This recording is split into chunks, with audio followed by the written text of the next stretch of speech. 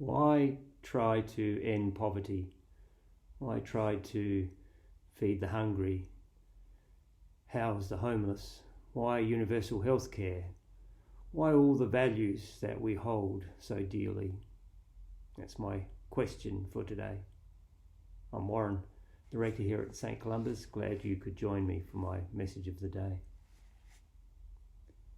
Yes, that's my question today. Why hold the values that we do and the way those values are played out? For instance, we agree that we should try to end poverty, we should help those who fall through the cracks of our society, etc., etc., etc.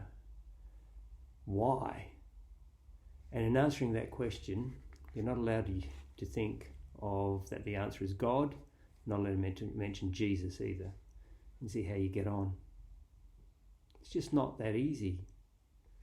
I've had lots of conversations with people around this issue, and there's a couple of answers that people come up with if they're not going to mention God or Jesus.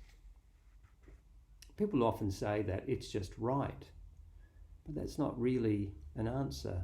It's not deep enough, because why is it right? Why couldn't some other answer, contrary to it, be right? Why not be one of those groups that don't think that they should help anybody else? Why not just look out for yourself? People normally slide into something like then, oh, it's innate in us, that's really how we're made. But why?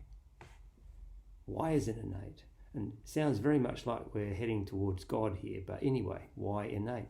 Then people slide again. What they slide to is something like evolution, that actually it has adaptive advantage when we hold altruistic values and live those values out. The problem with that, though, is that it's hard to see how we would have gone from just looking after the tribe to a universal set of values.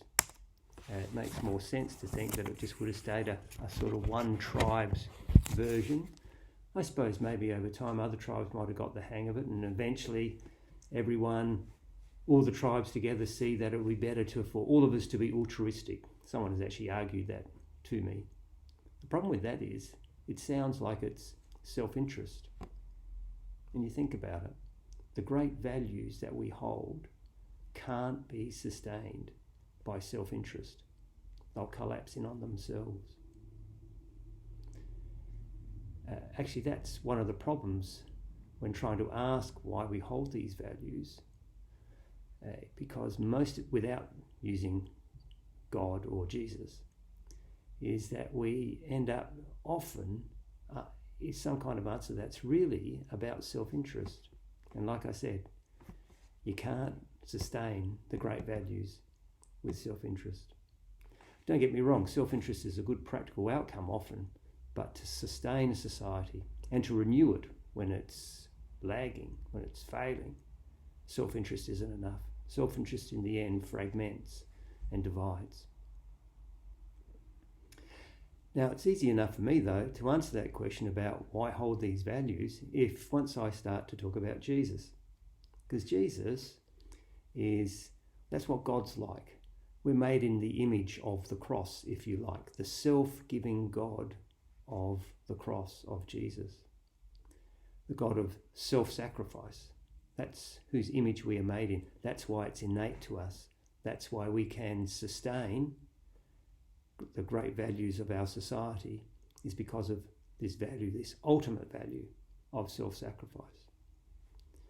The New Testament is full of the importance of this value of self-sacrifice seen in Jesus. It's not then just to be cut away from Jesus himself.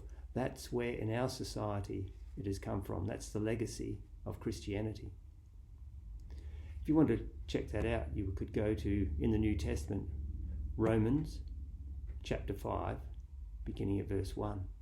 And you'll read about how St. Paul says that Jesus died not just for those who loved him, but for his enemies as well. It goes way beyond self-interest or tribalism.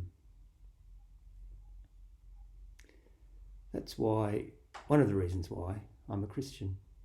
It enables me to actually nurture within me who I truly am and the values which will sustain society, a family, a church, and the ultimate value of self-sacrifice, which, when I fail to live up to it, can also renew me.